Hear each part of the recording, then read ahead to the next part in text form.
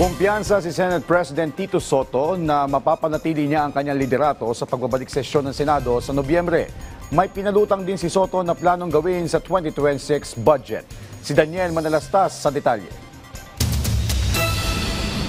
Sa isang pulong balitaan, may ilang usapin na binigyan linaw si Senate President Tito Soto kagaya ng issue sa chairmanship ng Senate Blue Ribbon Committee. Natanong kanina si Soto kung nanganib ba talaga ang Senate presidency na mawala sa kanya bago magbitiw si Senator Panfilo Lacson bilang Blue Ribbon Committee Chairman, na ngayon ay inaasa magbabalik na bilang chairman ng komite pagdating ng Nobyembre. Matatandaang may alingas-ngas na marami umanong hindi masaya sa direksyon ng investigasyon sa flood control. Pero tinabla ni Soto ang mga ito.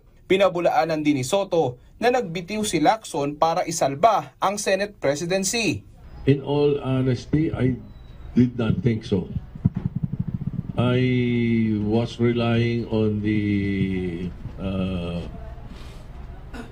honesty also and the integrity of my colleagues. Merong ganung mga salita pero nanaig pa rin ako, tingin ko sa side na hindi, straight thinker sila eh. Straight thinkers yung mga colleagues ko eh. No, he did not. No. That was a idea of some people. Nangingiti lang kami ni Ping. Kumpiyansa rin si Soto na mapapanatili niya ang kanyang liderato oras na magbalik sesyon sa Nobyembre. Hinggil naman sa budget ng DPWH, sakaling matuluyang matapyasan ang pondo ng kagawaran, may mungkahi na siya. Doon sa mga kung saan matindi ang pangangailangan, CHED, DepEd, DOH, yun palagi ko. Doon kung may mga matatapyasin at kailangan ililipat, yun ang mga makikinabang dapat.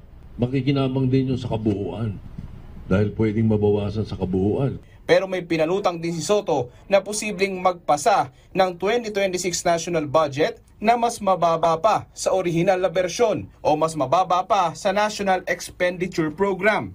Meron pa kaming plano. Ano? Na hindi ko pa wala pa akong pagkakataong mabanggit pa paratingin sa executive ito.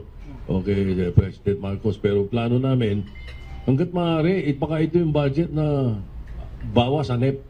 Paano, sir? Mabawasan ng NEP. Eh, yun ang the President's budget mismo, di ba? Oo, ibig sabihin, mas mababa pa. Oo. So, mas mababa yung utangin natin. Hindi ba? Yan ang target namin. Nauna nang tiniyak ni Senate Committee on Finance Chairperson Sherwin Gatchalian na on track ang Senado sa pagpasa ng budget. Daniel Manalastas para sa Pambansang TV sa Bagong Pilipinas.